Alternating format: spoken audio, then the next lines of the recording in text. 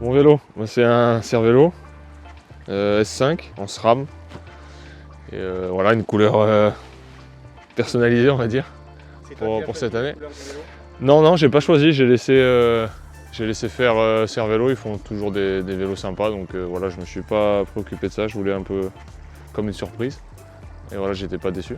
Et ma première année dans l'équipe, j'avais un R5, je l'ai jamais utilisé, parce que moi je suis pas un grimpeur déjà de une, et même si je fais le tour et tout ça, quand j'ai du travail à faire, ce sera sur le plat ou dans des cols, mais dans des cols assez roulants, jamais très difficile, très raide. J'aime pas spécialement changer de vélo aussi, donc voilà, je suis bien sur ce vélo. Voilà, je sais que l'aéro compte jusqu'à voilà, peut-être 21-22 km/h. Après en dessous le R5 serait peut-être meilleur, mais moi j'ai pas d'intérêt voilà, à basse vitesse. Il me plaît, c'est un vélo qui va vite, voilà, très rigide, très rapide. Il est aussi énergique, assez voilà, réactif on va dire. Aussi dans les descentes et dans les virages, on se sent vraiment en confiance. Il tient vraiment bien la route. C'est pas un vélo qui flotte ou autre chose, il est vraiment collé au bitume, c'est agréable.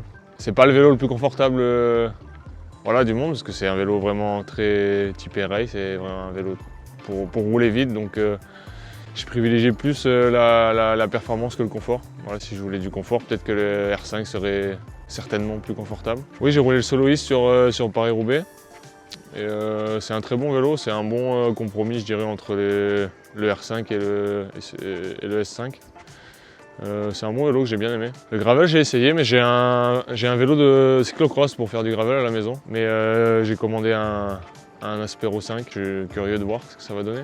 Mais déjà, le vélo cyclocross était vraiment très bien. Moi, j'aime bien ce SRAM maintenant, et voilà, on peut combiner, il y a pas mal de choses qu'on peut faire avec le monoplateau et tout ça, donc c'est intéressant. Premièrement, le passage de Shimano à réserve, bon, c'était une bonne chose, parce que réserve, c'est des roues qui sont étudiées pour fonctionner avec ce vélo aussi, donc voilà, c'est une combinaison qui fonctionne très bien. Concernant les boyaux et les tubeless, moi j'aime beaucoup tubeless. Voilà, je trouve ça un peu plus confortable. Voilà, on a des sections plus larges maintenant, ça devient de plus en plus large. On a des jantes de plus en plus larges, donc on met des pneus ou des boyaux de plus en plus larges. Alors, au début, on a une sensation, on a l'impression que c'est moins efficace, voilà, quand on a un pneu plus large, mais voilà, quand on regarde les chiffres et tout ça, on se rend compte que pas forcément. C'est un confort en plus sur la route et dans les virages aussi, donc voilà, moi j'aime beaucoup. Le freinage disque, il y a énormément de positifs.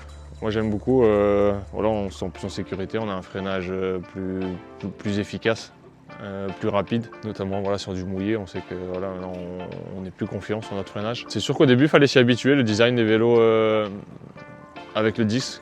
Voilà, j'aimais pas forcément dans un premier temps de voir les disques comme ça sur les roues, on n'était pas habitué en route. Mais comme on s'habitue à tout, et maintenant j'aime plutôt bien. Le plus important pour moi sur un vélo, je veux dire, c'est déjà d'avoir un bon vélo, une bonne position, que je me sente bien dessus. Un vélo assez rapide, assez rigide, et voilà, qui soit dynamique, un bon vélo pour s'amuser, pour rouler vite, et qui soit aussi agréable dans les descentes.